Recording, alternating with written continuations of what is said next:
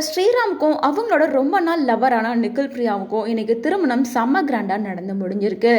அதாவது ஆக்டர் ஸ்ரீராம் பசங்க படத்துல ஒரு சைல்டு ஆர்டிஸ்டா தான் அறிமுகமா இருந்தாரு.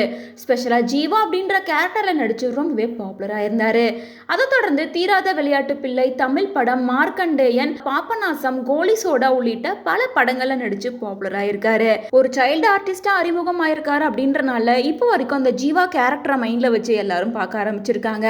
ஸோ இவருக்கு திருமணம் நடந்து முடிஞ்சிருச்சு அப்படின்ற விஷயம் தெரிய வந்ததுக்கு அப்புறமா சின்ன பையனுக்கு திருமணமா அப்படின்னு நிறைய டேரக்டர்லாம் ஷாக்கிங்கான ரியாக்ஷன் கொடுத்துருக்காங்க அப்படின்னு தன்னோட மேரேஜில் நடந்த நிறைய சுவாரஸ்யமான விஷயங்களை ஸ்ரீராம் ஷேர் பண்ணியிருக்காரு.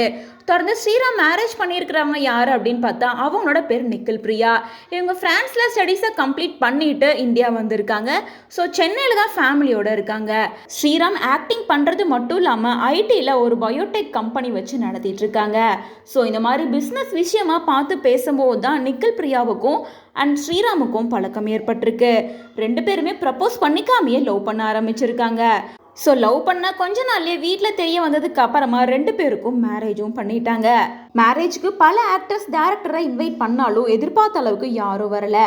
எனக்கு மேரேஜ் அப்படின்னு சொன்ன உடனே பாபநாசம் டேரக்டர் கிட்ட தான் நான் முன்னாடி இன்ஃபார்ம் பண்ணியிருந்தேன். அவர் அந்த பையனா, அந்த சின்ன பையனுக்கு இப்போ மேரேஜ் அப்படின்னு கேட்குறாங்க. எனக்கு இப்போ 29 வயசு ஆகுது. பசங்க படத்தில் ஜீவாவா நான் சின்ன பையனா தெரிஞ்சதால இன்னைக்கு வரைக்கும் எல்லாரும் என்ன சின்ன பையனா தான் பார்க்குறாங்க அப்படின்னு திருமணத்தில் நடந்த சுவாரஸ்யமான விஷயங்கள், தன்னோட திருமணம் எப்படி நடந்தது உள்ளிட்ட எல்லா விஷயத்தையுமே ஷேர் பண்ணியிருக்காரு.